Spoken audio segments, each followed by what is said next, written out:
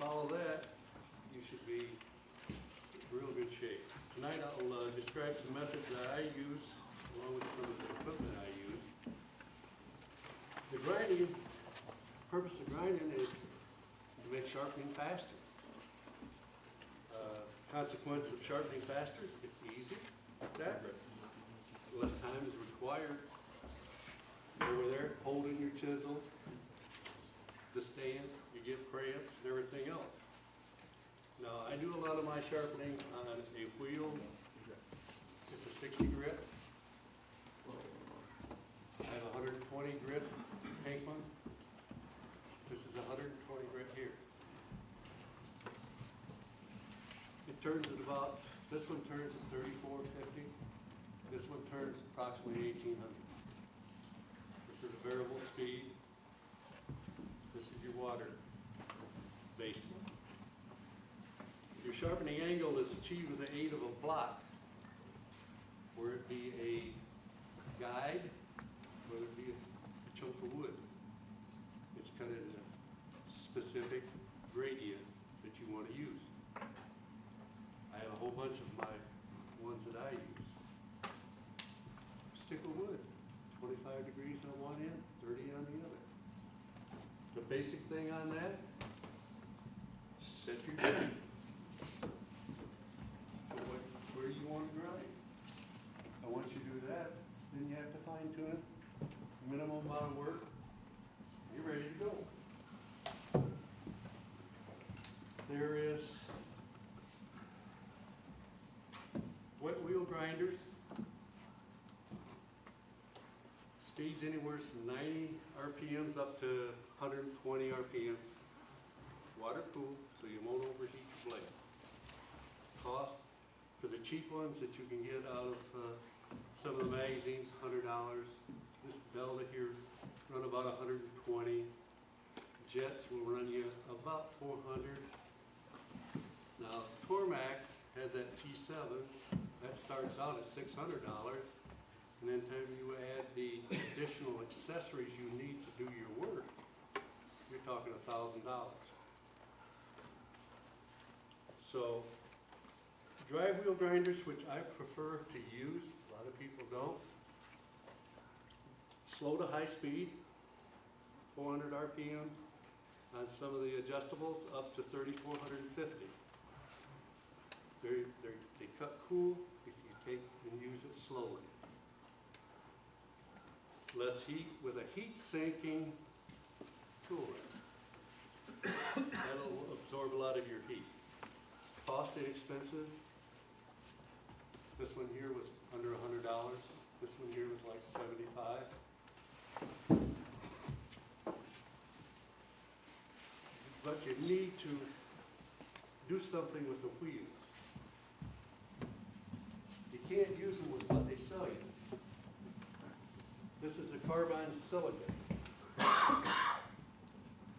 It's one of my junk ones. If you can look at it, you will see metal impregnated into the grit that you're trying to sharpen with. They're useless. They're boat anchors. Unless you want to snag grind something like a lawnmower blade or something. But for tooling, no. You can get a aluminum oxide 60, 120 grit for less than $30. For another, this one here is a 60 grit, so between the two of them, you've got yourself a good working machine. The next ones are the flat tops. Everybody's seen them, everybody's advertising. Their speed is from 580 to 1750. They're air cooled, so they won't overheat your blades. Inexpensive for the machines until you start buying the adhesive plates and the kits that have to go with them, the platters. And that'll drive up the cost in a hell of a hurry. If you replace the wheels on a dry wheel grinder, dress the wheel properly, then will improve the performance to where it will be acceptable, but you also have to purchase or manufacture yourself, make your own little jig to use on your machine. Then it's a good piece of equipment to have in your workshop.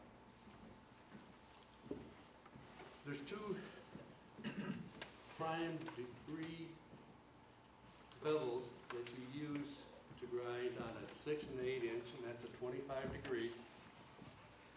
And you must use a tool rest for that, where it be a tool rest like this with a homemade jig. You have the others. This will fit in there, and you can do your work like this.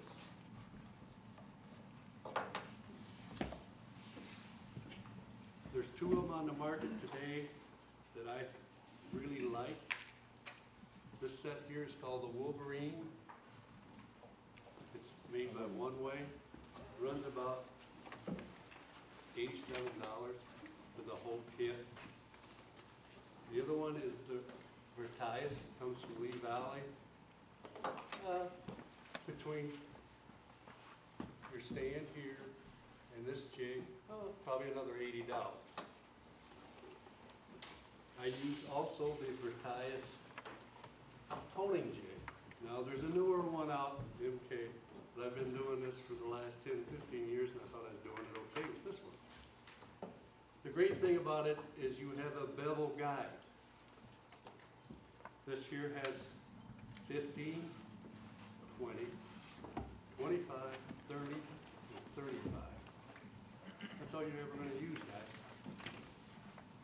And they're fairly easy to learn to use. And once you start using it, you'll go back to it every time. And the reason you do that is so you can set your basic angles and bevels to use on your stones before you start doing it freehand. Well, we'll get into that later. You can also use a bevel setting honing jig set on, and you can use this jig with a chisel in it on sandpaper. Use it on your diamond stones, your hard Arkansas oil stones. Now I use water stone. Been converted to that.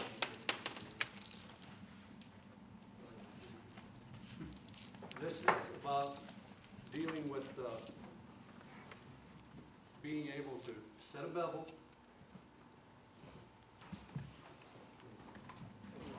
when we're sharpening,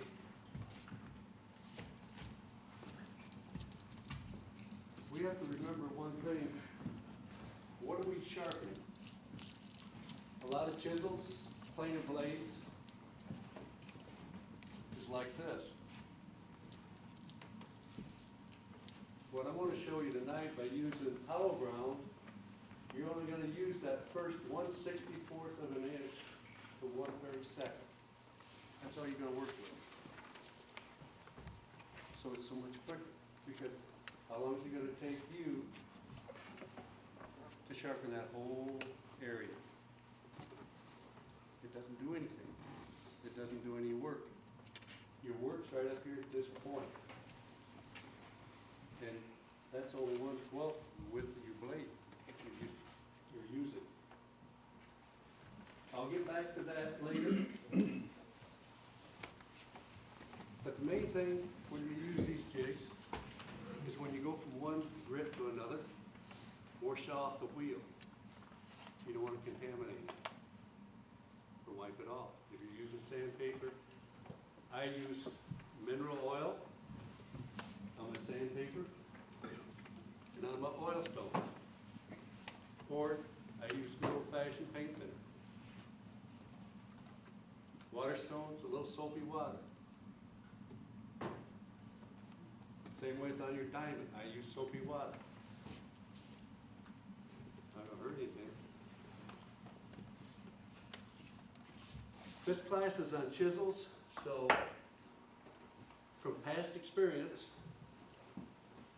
this is my recommendation, and I've been to numerous different instructors, they all tell you the same thing. Buy A2 chisels. Those chisels are cryogenically treated, in other words, super cold. They're soaked for 24 hours. They're brought out, they're double tempered. There's only 2 companies that make them. Lee Nielsen in the United States, Ray Eyes in Britain. The rest of them are not done that way. A Lee Nielsen you can use all day long and 3/4 the next day before you have to touch it up. You can buy some of the others. I prefer using what I'm going to bang a lot. Irwin makes that great chisel. But if you're going to do dovetailing, which I do a lot of, a Lee Nielsen. Now a set like this is expensive. It's going to set you back on probably $50 to $55 a chisel. And you'll need 5 of them if you're going to do dovetailing and stuff like that. And you'll never buy another set. It's a one-time purchase. You'll need a 1/8, a 3/16, a 1/4, 3/8, and a 1/2 inch. And you can put them up and you can use them until you're given to your grandkids. The others, with a lot of work, paring chisels. I have a Swiss made here. I like it because it's set at a certain degree that I enjoy using. That's about 20 degrees. The Irwin, they've been modified, same way as Stanley. These are what I call the ones you take out the barn and start beating on wood with. You don't want to use them very long on doing any woodwork because you'll be sharpening them.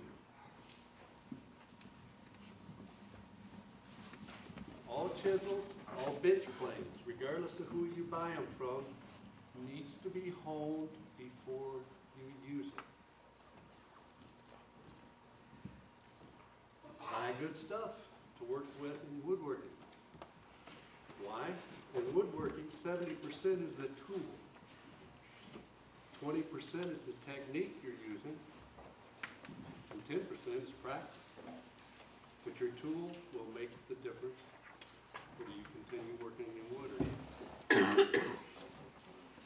The different grinding rest, the reason I like this one, it's the different axis that you can adjust it to.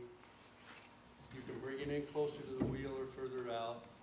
You can bring it in this way, or you can tip it down to where you're cutting it at 90 degrees. The reason I fail to like this one, it only goes 2 ways. So basically I use it for sharpening planer blades. It has a 220 grip wheel, slow speed. Takes forever and a day to sharpen one. So it's set gathering dust probably for the last 10 years. These 2 I use when I'm doing my woodworking. They're set over there on the bench that I do stuff with, which is separate from where I do my wood finishing and where I do my other woodworking because of the grip that's on the wheels.